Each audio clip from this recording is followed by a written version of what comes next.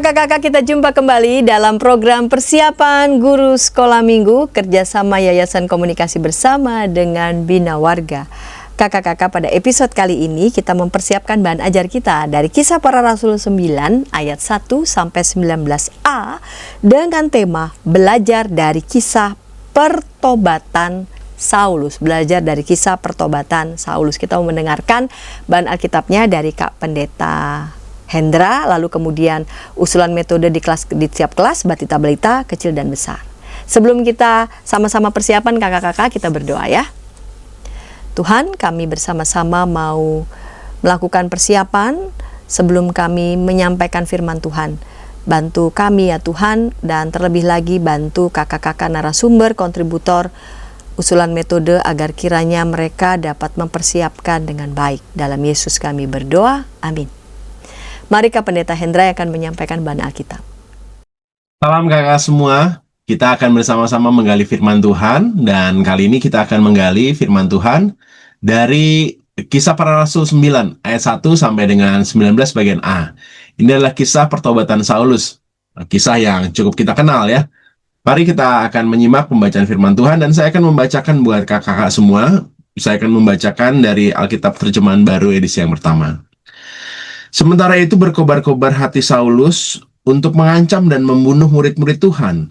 Ia menghadap imam besar dan meminta surat kuasa daripadanya untuk dibawa kepada majelis-majelis Yahudi di Damsyik, supaya jika ia menemukan laki-laki atau perempuan yang mengikuti jalan Tuhan, ia menangkap mereka dan membawa mereka ke Yerusalem. Dalam perjalanannya ke Damsyik, ketika ia sudah dekat kota, tiba-tiba cahaya memancar dari langit mengelilingi dia. Ia rebah ke tanah dan kedengaranlah olehnya suatu suara yang berkata kepadanya, "Saulus, Saulus, mengapakah engkau menganiaya aku?" Jawab Saulus, "Siapakah engkau Tuhan?" Katanya, "Akulah Yesus yang kau aniaya itu. Tetapi bangunlah dan pergilah ke dalam kota, di sana akan dikatakan kepadamu apa yang harus kau perbuat." Maka terbangun-bangunlah teman-temannya seperjalanan, karena mereka memang mendengar suara itu tetapi tidak melihat seorang pun juga. Saulus bangun dan berdiri, lalu membuka matanya tetapi ia tidak dapat melihat apa-apa.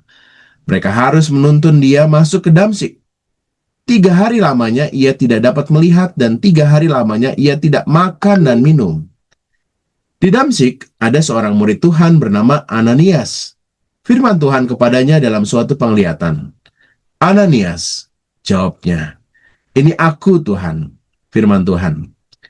"Mari, pergilah ke jalan yang bernama Jalan Lurus, dan carilah di rumah Yudas seorang dari Tarsus yang bernama Saulus.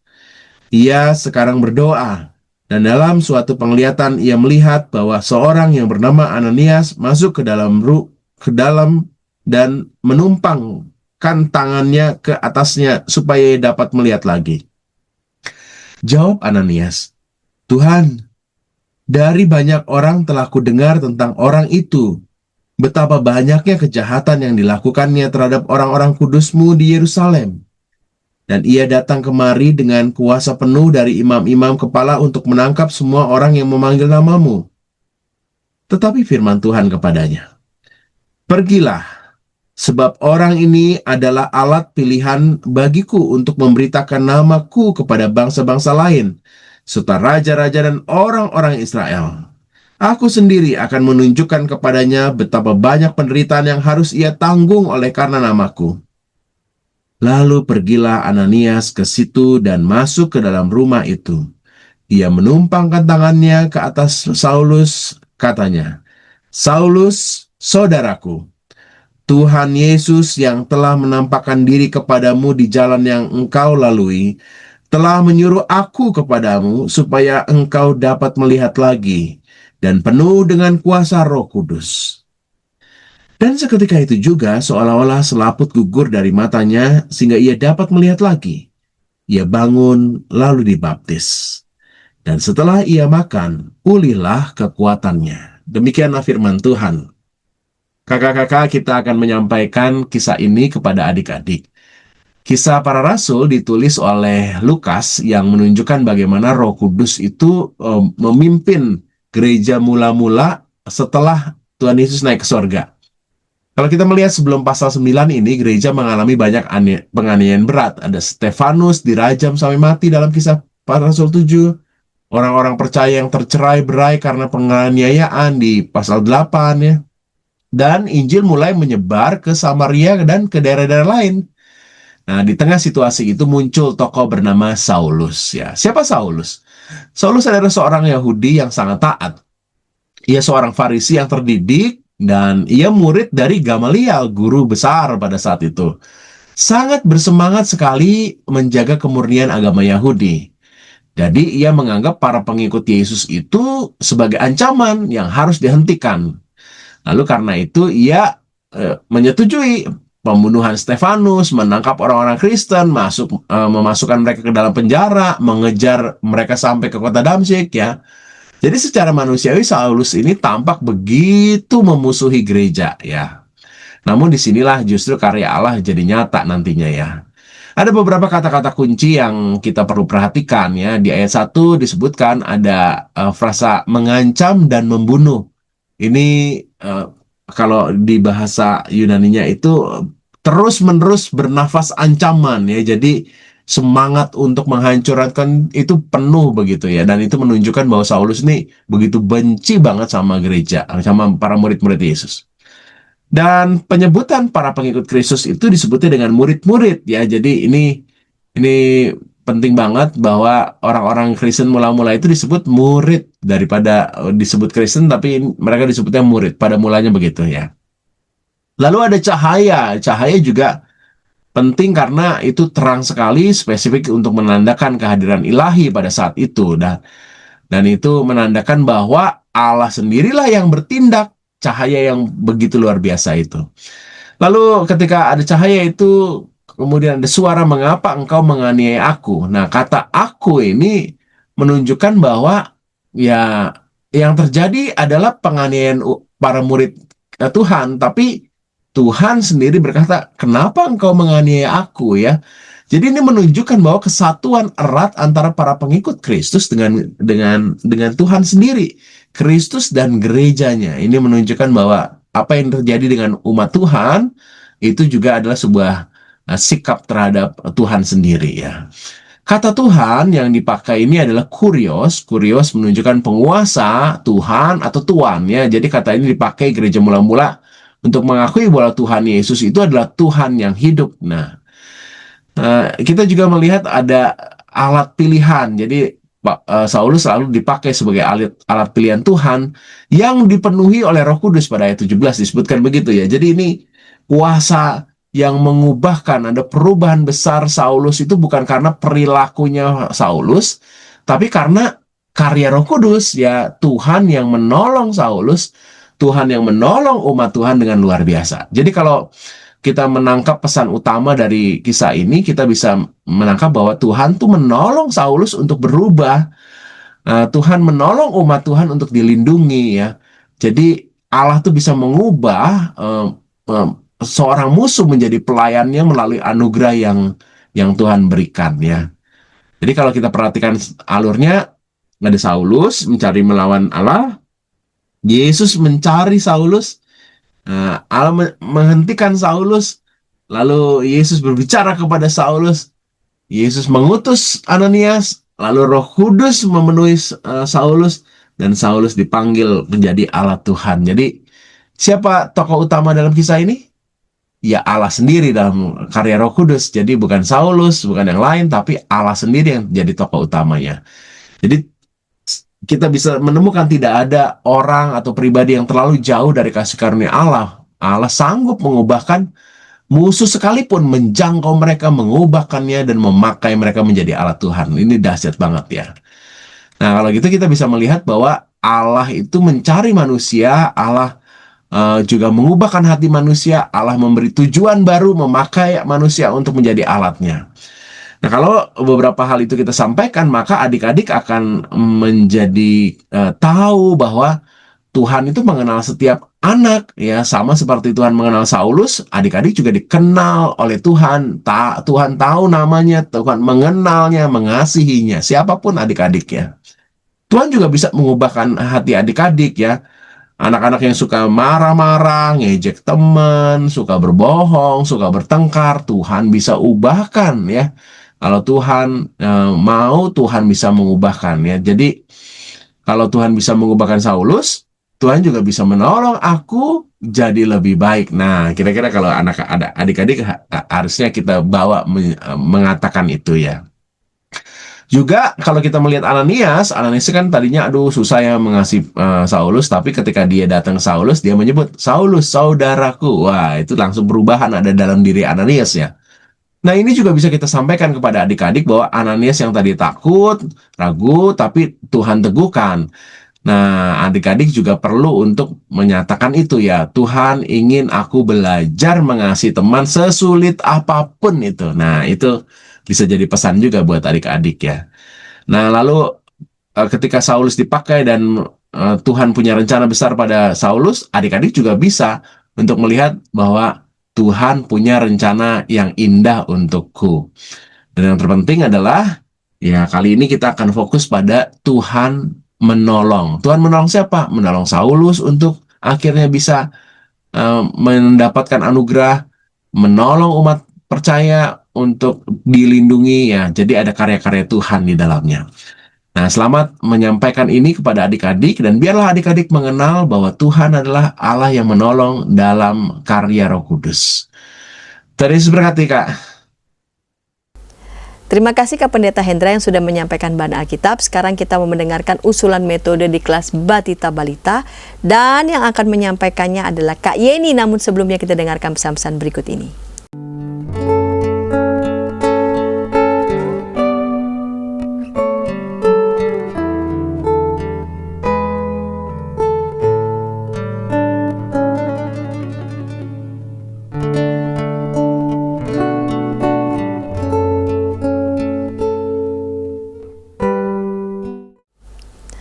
Kakak-kakak ini kasih Tuhan, senang masih bersama dengan kami dalam program persiapan guru sekolah minggu. Kita sedang mempersiapkan bahan ajar dari Kisah Para Rasul 9 ayat 1 sampai 19a, belajar dari kisah pertobatan Saulus, dan kita mau mendengarkan usulan metode di kelas Batita Balita. Kak Yeni yang menyampaikannya. Mari Kak Yeni. Hai kakak-kakak, jumpa kembali dengan saya. Kali ini kita akan bersama-sama menjelaskan firman Tuhan yang sudah kita pelajari kepada anak-anak usia batita dan balita. Tujuan pelajarannya adalah yang pertama, anak mengenal kisah pertobatan Saulus. Dan yang kedua, anak dapat menceritakan ulang kisah pertobatan Saulus. Untuk bisa mencapai tujuan ini, saya mengusulkan pendahuluannya adalah kita bisa membuat gambar di slide dengan beberapa gambar yang berpasangan. Atau kalau kakak-kakak mau print out juga silahkan ya. Gambar yang pertama adalah pisang berwarna hijau dan pisang warna kuning. Lalu kita berinteraksi dengan anak, bertanya perubahan apa saja yang mereka lihat dari pisang tersebut. Kemudian kita juga memberikan kesempatan kepada anak untuk menjelaskan apa perbedaannya bunga yang pertama masih kuncup dan yang satu lagi. Jadi kita ajak anak-anak untuk melihat perubahan yang terjadi sampai dengan ulat berubah jadi kupu-kupu lalu gambar yang terakhir seorang kakak dengan topi yang sudah berubah. Nah, dari pendahuluan ini kita akan menolong anak untuk bisa membedakan perubahan yang terjadi. Baru kemudian kita masuk untuk menjelaskan tentang apa yang dialami oleh Saulus. Metode berceritanya yang saya usulkan adalah kakak-kakak boleh menggunakan kipas dengan ekspresi atau emotikon yang berbeda. Boleh kakak-kakak buat menjadi satu dengan dua sisi wajah yang berbeda bolak-balik atau dua kipas juga tidak masalah. Jadi pada saat kita menyampaikan alur pelajaran atau alur ceritanya, ketika kita menyebutkan kata Saulus, maka ekspresi wajah yang kita gunakan adalah wajah marah. Begitu juga ketika kita menyampaikan kata Paulus, maka kita bisa mengubah atau mengambil atau menunjukkan ekspresi wajah senyum. Dari sini anak-anak kita ajak untuk melihat perbedaan yang terjadi untuk mewakili perilaku atau sikap Saulus sebelum bertemu dengan Tuhan Yesus dan juga sikap Saulus yang berubah menjadi Paulus namanya setelah berjumpa dengan Tuhan Yesus sehingga anak-anak bisa melihat perubahan yang terjadi sesuai dengan judulnya Tuhan dapat mengubah orang. Tuhan dapat mengubah hati seseorang. Nah, kakak-kakak juga bisa menggunakan video dengan cara atau kalau tidak sempat membuat video, kakak-kakak bisa langsung menggunakannya. Jadi setiap kali ada kata Saulus, maka kakak menutupi mata dengan kedua tangan seperti ini. Tapi ketika ada kata Paulus, nanti kita tutup mata, kemudian kita turunkan. Contoh seperti ini ya kakak-kakak ya.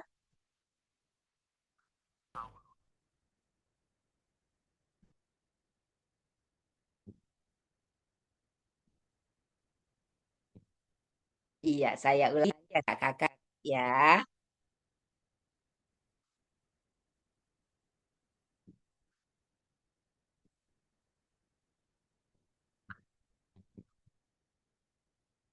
Iya, jadi Tuhan mengubah Saulus menjadi baik.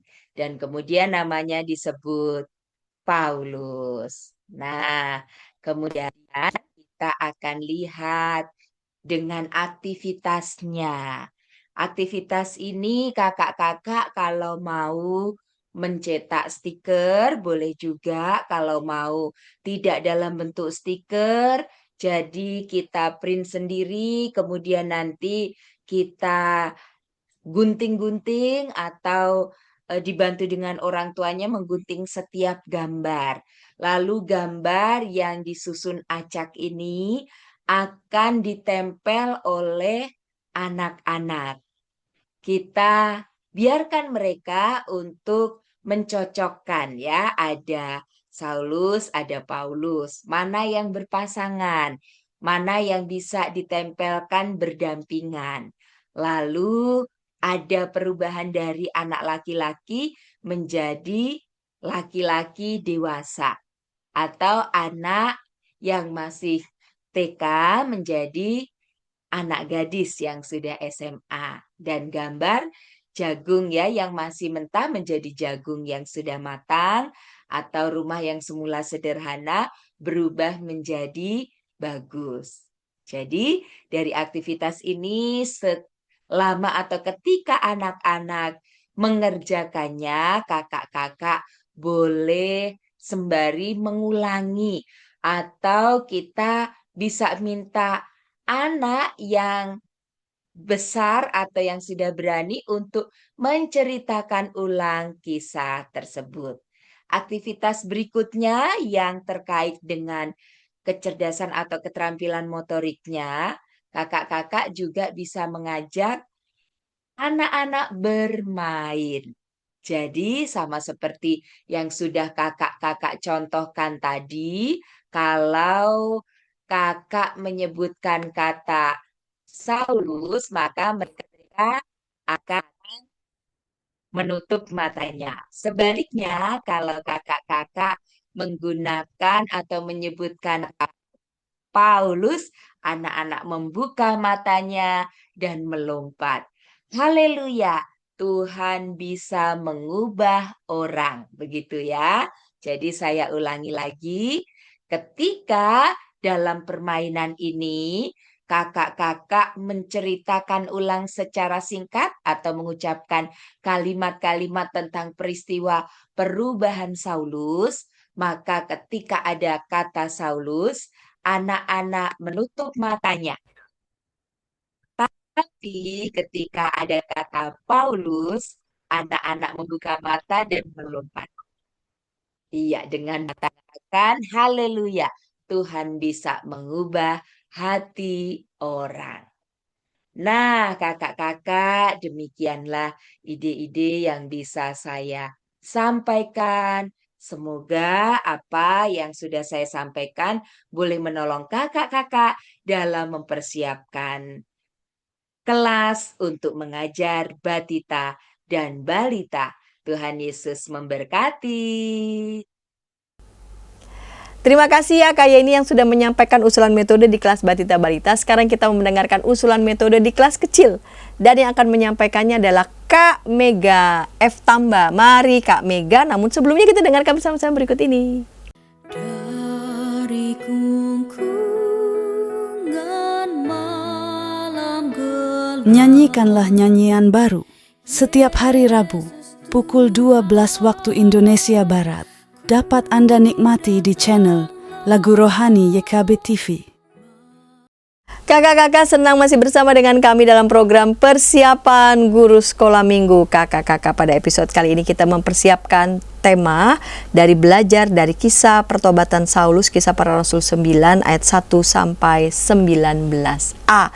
Sekarang kita mendengarkan usulan metode di kelas kecil dan yang akan menyampaikannya adalah Kak Mega F Tamba. Mari Kak Mega.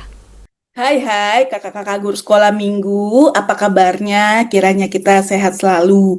Dan kembali bersama dengan saya, Meganita Febrina Tamba, saya mau mengajak kepada kakak-kakak semua untuk belajar bagaimana cara mengajar kepada adik-adik kelas kecil. Dengan tema, Tuhan mengubah hidup orang. Dalam kisah para rasul 9 ayat 1 sampai dengan 19a. Di mana adik-adik akan belajar melalui kisah pertobatan Saulus. Nah, kakak-kakak, kita harus sadar, harus mengetahui juga bahwa ada dua pembelajaran yang adik-adik dapatkan. Yang pertama adalah mereka menyadari bahwa Tuhan berkuasa mengubahkan hidup seseorang. Lalu yang kedua adalah adik-adik mau hidup dalam pertobatan untuk dipakai sebagai alat Tuhan, diperkenalkan pada dunia. Nah, kakak-kakak, saran saya dalam pengajaran bisa menggunakan dengan cara bermain tutup mata. Kakak-kakak bisa menyediakan kain penutup mata warna hitam atau warna gelap, terserah. Lalu tantangannya mungkin kalau di dalam ruangan sudah ada kursi, mungkin kakak-kakak bisa memberikan beberapa kursi dari start sampai finish.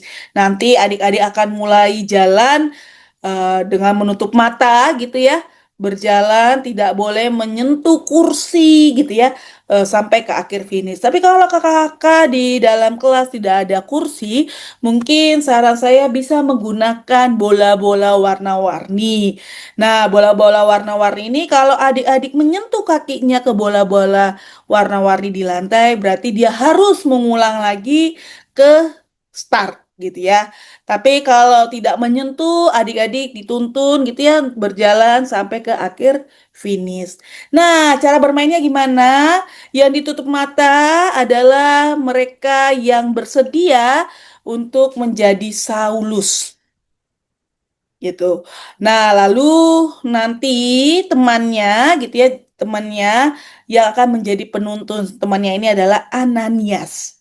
Jadi dalam satu kelompok itu ada dua orang. Siapa yang mau jadi Paulus dan siapa yang mau menjadi Ananias. Begitu. Nah, cara permainannya seperti yang tadi saya jelaskan, berarti yang Saulus nanti kakak-kakak akan tutup matanya.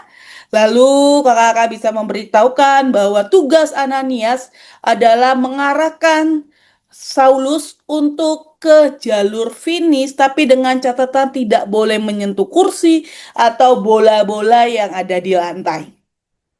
Begitu ya kakak-kakak. Nah, baru kemudian nanti kakak-kakak bisa bertanya kepada eh, mereka yang mau jadi Saulus. Karena kan yang jadi Saulus menutup mata tuh. Lalu kakak-kakak bisa menanyakan kepada Saulus gitu ya. Saulus, kenapa kamu sepertinya sulit sekali untuk jalan dari start sampai finish gitu ya. Lalu mereka kan pasti menjawab, ya kan karena kakak menutup mata saya gitu ya. Nah, waktu kakak menutup mata kamu, apakah kamu bisa melihat? Tidak, gitu ya. Lalu nanti kakak-kakak baru menjelaskan, nah begitu juga dengan kehidupan kita. Di dunia kehidupan kita ini eh, gelap gitu ya. Gelap kenapa? Karena kalau adik-adik perhatikan tadi dalam games ada kursi, ada bola gitu ya. Ini simbol bahwa hidup kita itu penuh rintangan, punya tantangan. Yang bisa jadi nanti kita akan masuk ke dalam dosa.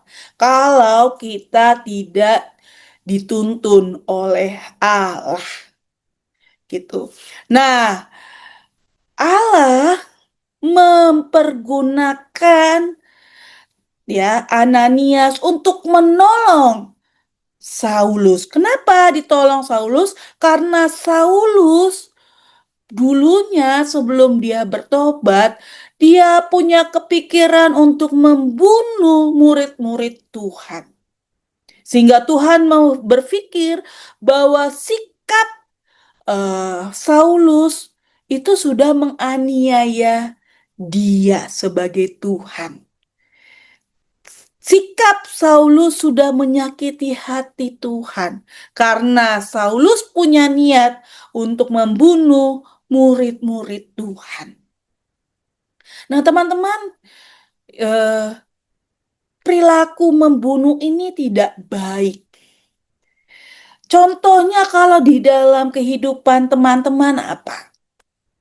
Misalnya, teman-teman menyakiti hati, perasaan gitu ya, teman lainnya gitu, dengan cara membuli, mengejek, ya, memperlakukan kasar kepada mereka. Itu cara-cara yang tidak baik. Itu yang terjadi sikap yang pernah dilakukan oleh Saulus. Nah, lalu Tuhan melihat sikap Saulus tidak baik, dia memberikan sebuah cahaya. Sebuah cahaya ketika dia tidak bisa lagi melihat dengan jelas, dengan cahaya itu dia mendengar ada suara Allah, gitu ya. Ada suara Allah yang menggiringi dengan sebuah pertanyaan. Atau di situ juga Tuhan memberitahukan kepada Saulus ketika Saulus bertanya, "Siapakah engkau?" Dan Allah memberitahukan kepada Saulus melalui cahaya itu bahwa akulah Yesus yang kau aniaya itu. Tapi Yesus tidak cukup hanya memberitahukan seperti itu. Yesus menolong Saulus melalui kehadiran Ananias. Supaya Saulus benar-benar tahu bahwa apa yang dilakukannya itu salah.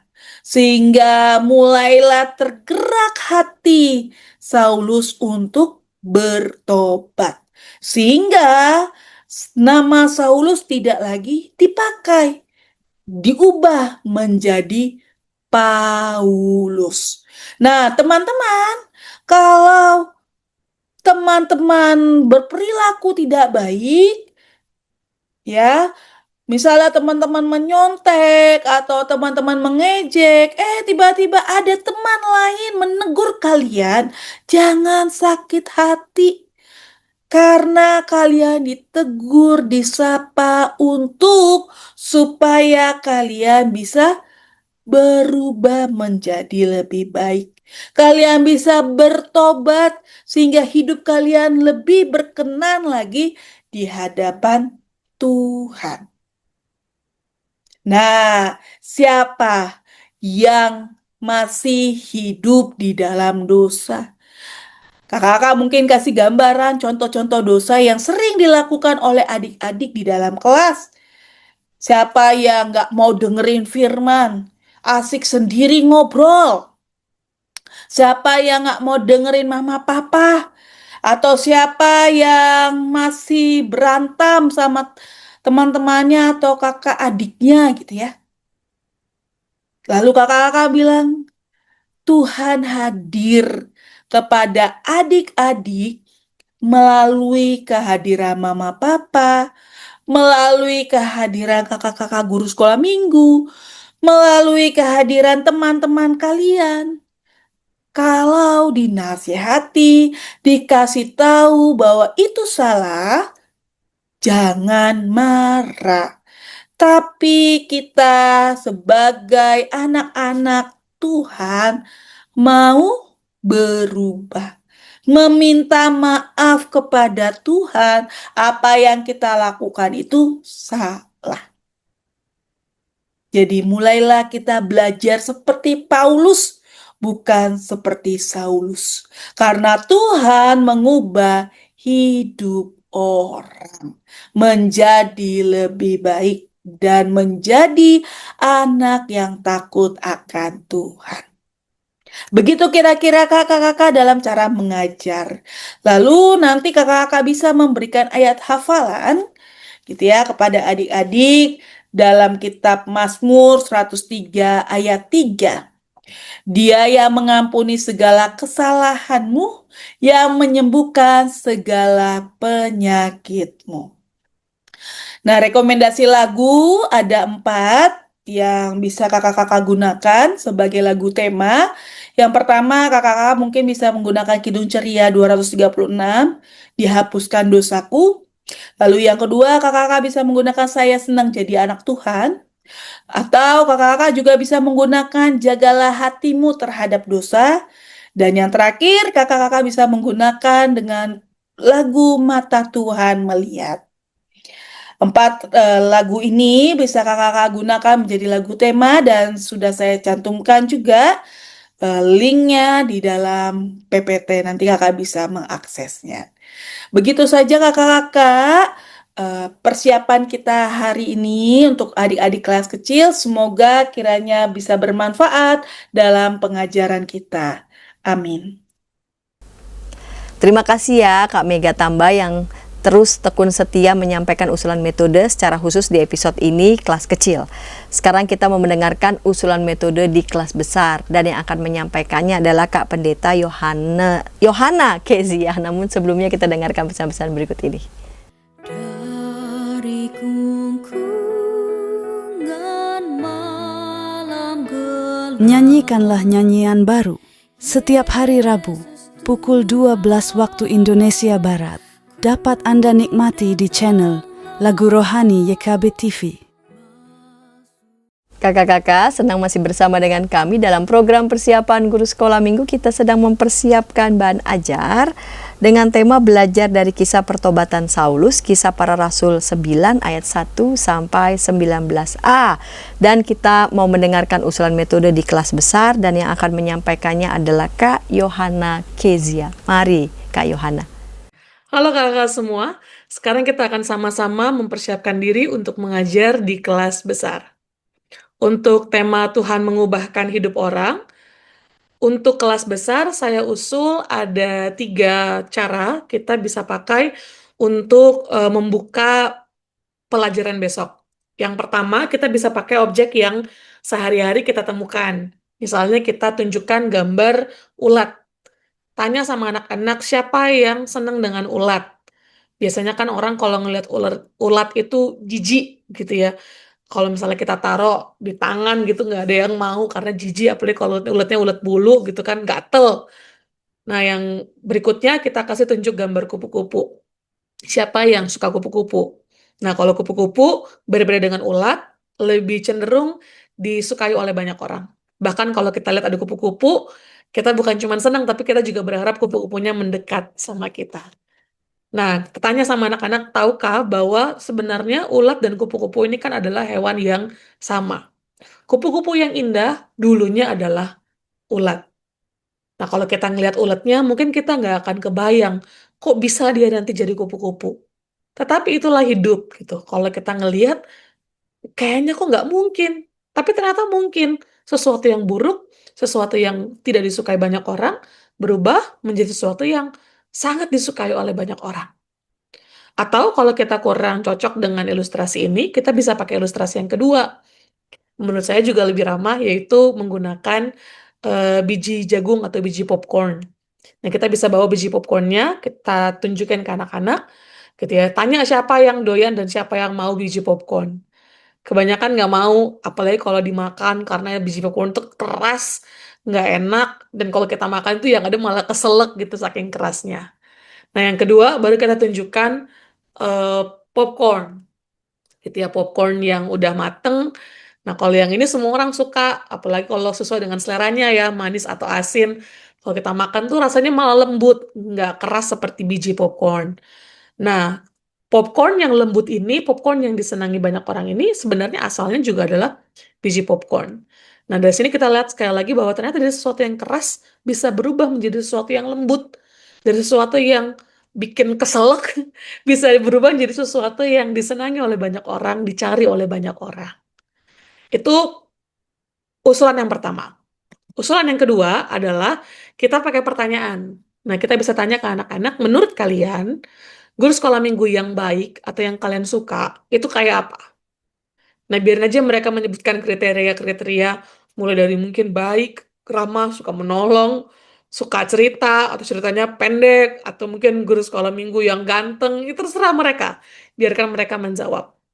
Nah, kemudian kita menanyakan juga ke mereka, kalau ada orang yang suka marah-marah, suka ngejek, suka bikin orang lain takut, buka bohong, kira-kira menurut kalian bisa nggak jadi guru sekolah minggu? Nah, kebanyakan sih orang mengatakan, ya orang kayak gini mana bisa jadi guru sekolah minggu. Nanti kalau guru sekolah minggu kayak gini, anak-anaknya nggak ada yang datang sekolah minggu. Gitu.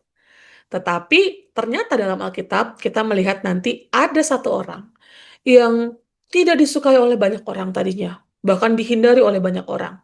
Tapi jadi seseorang yang dipakai Tuhan untuk memberitakan Injil dan menjadi penginjil yang luar biasa. Nah, siapakah dia? Nanti kita belajar. Atau opsi yang ketiga, kita bisa menggunakan percobaan hot ice. Percobaan hot ice ini adalah percobaan kimia yang saudara-saudara bisa ambil atau bisa lihat contohnya itu di YouTube. Inti dari percobaan hot ice ini adalah dari gelas yang berisi cairan bening ini, bisa nggak kita challenge anak-anak gelas yang berisi cairan benang ini kemudian berubah menjadi gelas berisi es solid, gitu ya, bukan cairan tapi solid, dalam waktu beberapa detik. Mungkin nggak? Nah, kalau mungkin gimana caranya? Gitu. Nah, kalau kita belum pernah melakukan percobaan ini, sebenarnya ini adalah paling menarik percobaannya. Tetapi untuk melakukan ini kita butuh perlengkapan, yaitu kita perlu sodium asetat, air, gelas tahan panas untuk nanti tempat cairannya, dan kompor dan panci untuk memanaskan.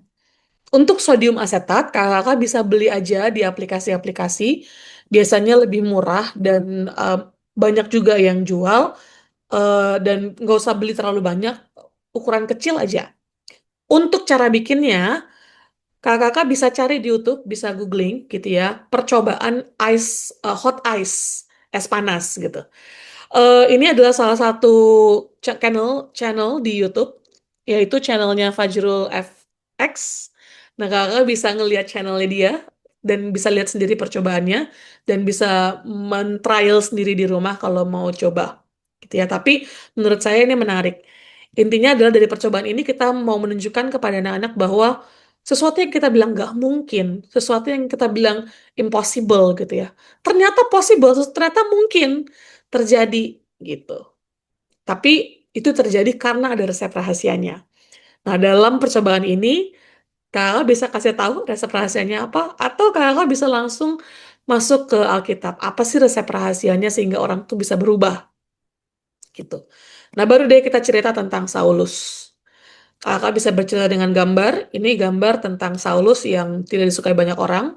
Ini adalah cerita ketika dia pada waktu itu ada hadir dalam peristiwa ketika Stefanus itu dilempari batu sampai pada akhirnya mati. Nah, Saulus muncul di situ namanya dan dia menyetujui apa yang dilakukan oleh orang-orang. Artinya memang dia tidak disukai oleh banyak orang Kristen karena dia sendiri tidak menyukai orang Kristen. Gitu, dia memburu menangkap-nangkapi orang-orang Kristen gitu. Dan pada suatu kali dia sedang dalam perjalanan untuk menuju Damaskus. Menuju Damaskus ngapain? Ya memang untuk nangkep-nangkepin orang Kristen. Tetapi sebelum sampai di Damaskus, dia bertemu dengan cahaya yang terang sekali sampai dia tidak bisa melihat cahaya itu. Dan cahaya itu bertanya kepadanya, Saulus, Saulus, mengapa engkau menganiaya aku? Dia tanya, engkau siapa? Lalu cahaya itu menjawab, aku ini Yesus yang kau aniaya. Nah, disinilah titik perubahan Saulus ketika dia bertemu dengan Tuhan Yesus. Dan dia sadar bahwa ternyata selama ini cara berpikirnya salah. Tuhan Yesus tuh benar-benar hidup, benar-benar Tuhan, dan dia benar-benar bangkit seperti yang dikatakan oleh banyak orang. Nah, disinilah dia sadar bahwa dia salah, tetapi yang menarik adalah Saulus tidak mati. Karena biasanya orang itu kalau melihat Tuhan, pada waktu itu orang percaya kalau orang melihat Tuhan atau melihat cahaya yang sangat terang seperti Tuhan hadir, itu biasanya mereka mati. Tetapi Saulus tidak mati. Saulus dikasih kesempatan kedua oleh Tuhan. Dia memang pada akhirnya buta, tapi dia tidak mati. Nah, dalam keadaan buta, Saulus yang tadinya kuat, hebat, dia menjadi Saulus yang lemah. Dia tidak bisa melihat jalan, dia harus dituntun. Tetapi dalam keadaan seperti ini, ketika dia sampai di daerah Damaskus, dia ketemu dengan seorang yang bernama Ananias. Dan Ananias ini menerima Paulus, bahkan menganggapnya sebagai saudara. Buat Paulus ini adalah sesuatu yang sangat luar biasa, karena dia tahu biasanya orang Kristen gak akan mau menerima dia. Tetapi ternyata Ananias sangat mengasihi Saulus. Dan Ananias mampu melakukannya karena dia juga ketemu dengan Tuhan. Tuhan memintanya untuk mengasihi Saulus. Maka sejak saat itu Saulus dibaptis, dia menjadi orang yang percaya pada Tuhan, dan dia memberitakan Tuhan Yesus kemana-mana. Nah, sampai di sini, lalu kita masuk aplikasi, bisa dua pesan yang kita ambil. Yang pertama adalah tentang kalau kita itu ada di posisi Saulus, maka kita juga percaya Tuhan bisa mengubah kita. Kalau kita punya sesuatu yang buruk, bahkan mungkin kita pernah melakukan sesuatu yang buruk dan sekarang kita ngerasa bersalah banget karena kita tahu apa yang kita lakukan itu salah. Misalnya kita ngelakuin sesuatu yang buruk sama teman, kita ngelakuin sesuatu yang buruk sama orang tua, sampai orang tua mungkin marah sama kita. Nah, dari cerita ini kita melihat bahwa Tuhan memberikan kesempatan kalau kita mau bertobat. Tuhan mengasihi kita dan Tuhan bisa mengubah kita. Tuhan memampukan kita untuk berubah. Gitu. Yang kedua adalah kita bisa belajar juga dari Ananias untuk menjadi orang yang mengasihi teman-teman kita atau mengasihi orang-orang yang mungkin pernah berbuat salah. Kita belajar untuk mengampuni mereka dan belajar untuk menerima mereka. Bahkan kita mendukung mereka, memberikan semangat supaya mereka juga bisa berubah, bertobat. Gitu. Baru terakhir kita tutup bisa dengan lagu Sedikit Demi Sedikit. Kalau belum pernah dengar lagunya gini. Sedikit demi sedikit, tiap hari, tiap sifat, Yesus mengubahku. Dia ubahku sejak ku terima Dia. Hidup dalam anugerahnya, Yesus mengubahku. Dia ubahku. Oh Juru Selamat, ku takkan seperti yang dulu lagi. Meskipun nampak lambat, namun ku tahu ku pasti sempurna nanti. Jadi lagu ini menjadi komitmen sekaligus kesimpulan bahwa setiap hari kita kalau ketemu dengan Tuhan, kita percaya pada Tuhan, kalau Tuhan tegur kita mau mendengarkan Tuhan, maka kita bisa berubah dan kita menjadi semakin sempurna, semakin baik hari demi hari. Tuhan mampu mengubahkan kita. Selamat memberitakan firman Tuhan dan selamat mengalami sendiri karya Tuhan dalam kehidupan saudara. Tuhan memberkati. Terima kasih ya Kak Yohana Kezia yang sudah menyampaikan usulan metode di kelas besar. Kakak-kakak kami telah merampungkan bahan Alkitab. Kak Pendeta Hendra tadi yang menyampaikannya, batita, balita, kecil dan besar. Mari kakak-kakak dapat mempersiapkan lagi ya, mematangkan lagi nih bahan persiapannya di kelas kakak-kakak masing-masing. Dan kakak-kakak juga dapat menyimak nih lagu-lagu sekolah minggu yang ditayangkan melalui channel YKB TV, makin menambah perbendaharaan lagu anak-anak yang bisa kakak-kakak pakai di kelas-kelas sekolah minggu. Nah kakak-kakak, mari sebelum kita berpisah kita berdoa. Tuhan, terima kasih Engkau telah menyertai bimbing kami saat kami persiapan. Tuhan berkati, Tuhan bekali kakak-kakak dengan semangat dan dengan hikmat, agar kiranya dapat dimampukan menyampaikan firman Tuhan ini dengan baik dan dengan mendarat. Terima kasih Bapa di surga, inilah doa kami dalam Yesus kami berdoa. Amin. Sampai jumpa ya kakak-kakak di episode yang akan datang. Dah.